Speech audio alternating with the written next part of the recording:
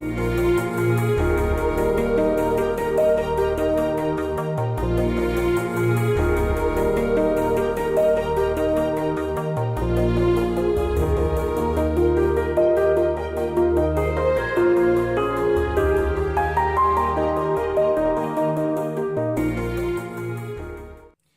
day 7,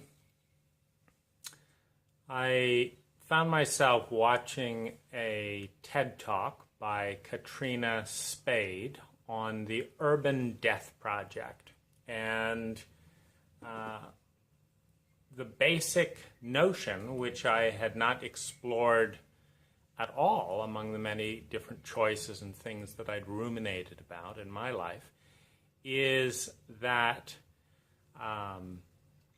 number one, setting a permanent plot of land aside for dead people leads to, well, to sum it up, whether you're cremated and expend large amounts of CO2 emissions to take the nutrients out of your body and put them up into the atmosphere and rob the earth of its potency, its chance to turn our bodies into fertilizer, or whether we're stuck in a concrete cave with large volumes of formaldehyde, that the two most common protocols for dying both rob the earth of a great source of fertilizer, of which we, among all the mammals, have taken more than any other mammal, any other species on the planet, that we consume more when alive, but then in dying, further consume and deny the earth the fruits of our body. So, and we spend great amounts of money to do this. So what Katrina has explored is a model used by some farmers in which a whole cow was covered in wood chips, and over a period of about 9 months completely dissolves by mixing high nitrogen, which is within the body, and carbon, which is in wood chips and stuff. You compost, you create fertilizer, you actually give the earth a gift. And so I liked the idea, and I went to Katrina's website, and I tried to make a quick PayPal donation, but could not, because there was no quick PayPal option. There wasn't any PayPal option. So, number one, I made a suggestion to add a PayPal option. Number two, I thanked Katrina. Number three, I made a plan to, Katrina is working on a very systemized version of this with universities, this, that, and the other. However, the bottom line that is so wonderful is, from all this process, is that basically a human body can be deposited either directly in the ground. In England, one of the things that was done in preparation of the very old estates were very deep trenches, like 8 to 10 feet down below, not just this little top dressing, but actually putting organic matter and compost in these deep trenches below major hedges and things like that. And, this is a perfect example of something that could be done with a mammalian body. A human body is a deep trench or a deep hole that just lets the body decompose in its own way, and that brings some of the nutrients deep down into the earth, which might be a little bit both more respectful in some ways, because what Katrina is exploring is the way that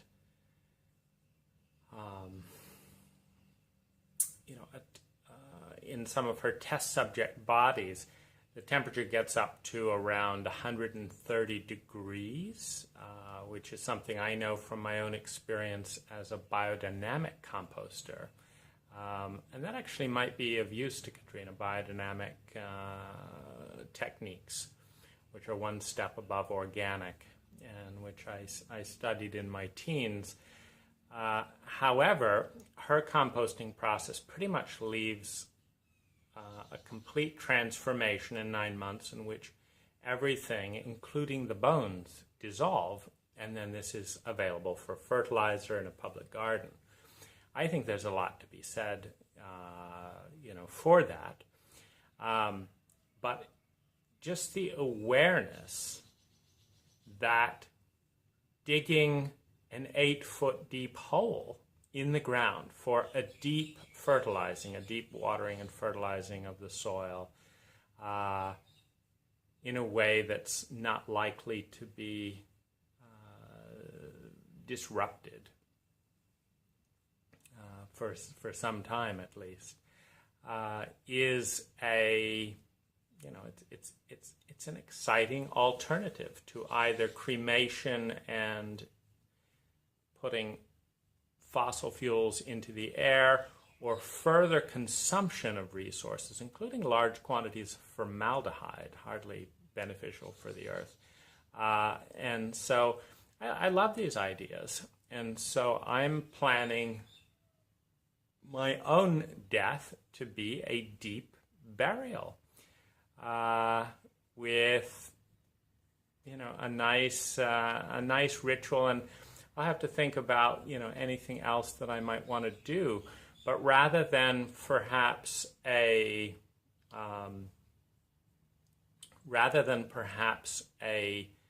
physical location which consumes large amounts of energy and, again, CO2 to visit in a car, in a plane, to be maintained, etc., I'm thinking of a virtual tombstone. A virtual tombstone in which having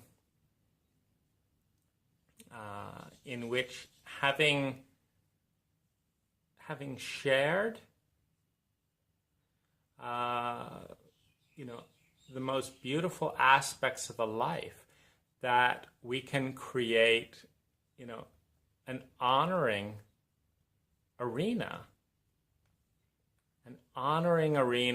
in virtual reality, to bring some of the best parts, the parts that we do honor in a given individual's life, to others for all time.